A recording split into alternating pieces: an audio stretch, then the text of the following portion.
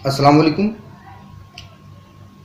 सबसे पहले तो मैं आप सभी लोगों को हिंदी पत्रकारिता दिवस पर हार्दिक शुभकामनाएं देता हूं।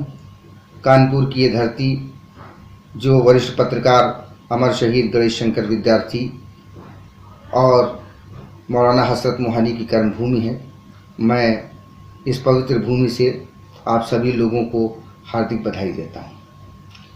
बताना ये चाहता हूं कि शिया सेंट्रल वक्फ बोर्ड के पूर्व चेयरमैन वसीम रिजवी अपनी राजनीतिक महत्वाकांक्षा और निजी स्वार्थ पूर्ति के लिए आए दिन इस तरीके के बयानात दिया करते हैं जिससे समाज में अशांति फैले। पूर्व में उन्होंने जो किया था उसके अतिरिक्त अभी उन्होंने दोबारा एक पत्र लिखा है माननीय प्रधानमंत्री जी को और उनसे कहा है कि हमने एक कुरान बना लिया है और उस कुरान से 26 आयतें निकाल दी हैं और अब उस कुरान को मदरसों में पढ़ाने के लिए निर्देशित किया जाए। इस तरह का कार्य करना ये कतई उचित नहीं है। ये एक वर्ग विशेष को लक्षित करके, मुसलमानों के एक वर्ग को लक्षित करके उन्हें अपमानित करने के लिए ये सारे कार्य किए जा रहे हैं। हम इसकी घोर निंदा करते हैं। इससे पहले भी इन्होंने इस तरीके के बहुत से काम किए हैं। नबी करीम हज़रत मोहम्मद मुस्तफ़ा सल्लल्लाहु अलैहि वसल्लम की पत्नी हज़रत आयशा के बारे में इन्होंने अपमानजनक टिप्पणियाँ की, उनके ऊपर फिल्म बनाने का प्रयास किया।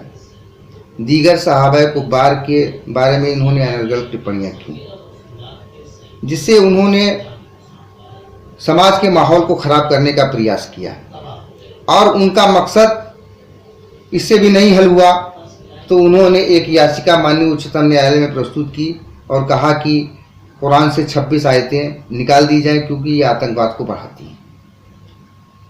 उन्होंने ये सब काम एक सस्ती लोकप्रियता प्राप्त करने के लिए किया और उनके ऊपर जो 27 गंभीर आपराधिक धाराओं के मुकदमे जो भारत के विभिन्न शहरों में चल रहे हैं उनमें उनकी गिरफ्तारी होने की संभावना थी। उस गिरफ्तारी से बचने के लिए उन्होंने सरकार पर दबाव बनाने के लिए इस तरीके का ये षड्यंत्र रचा। खैर, 12 अप्रैल 2021 को माननीय उच्चतम न्यायालय ने वसीम रिजवी की पिटीशन को खारिज कर दिया 50,000 रुपये जुर्माने के साथ और इस मामले का लगभग पटाक्षेप कर दिया। उसके बाद अब ये फिर इस बात का राग अलापते हुए उन्होंने एक पत्र श्रीमान प्रधानमंत्री जी को लिखा और कहा कि अब हमको अनुमति दी जाए कि हमने अपना अलग से कुरान बना लिया है और इसको अनुमति दी जाए ताकि इनको जो है मदरसों में पढ़ाया जाए। इस तरह से आपको ये किसने अधिकार दे दिया कि कुरान में आप अपनी तरफ से तब्दीली करके बिला वजह सांप्रदायिक द्वेष भावना को पैदा करें। इसके साथ ही जब किसी विषय को माननीय उच्चतम न्यायालय ने निर्णीत कर दिया तो उस निर्णय के पश्चात भी आप आए दिन इस तरह की हरकतें कर रहे हैं जो कि सुप्रीम कोर्ट के निर्णय का खुला हुआ अपमान है, जो राष्ट्रद्रोह की परिधि में आता है। हमारी भारत सरकार से मांग है कि इन्होंने ये जो आपराधिक कृत्य किया है जिससे देश की सामाजिक एकता खंडित हो रही है, इनको गिरफ्तार किया जाए और इनके ऊपर राष्ट्रीय सुरक्षा के मुकदमे दर्ज किए जाएं।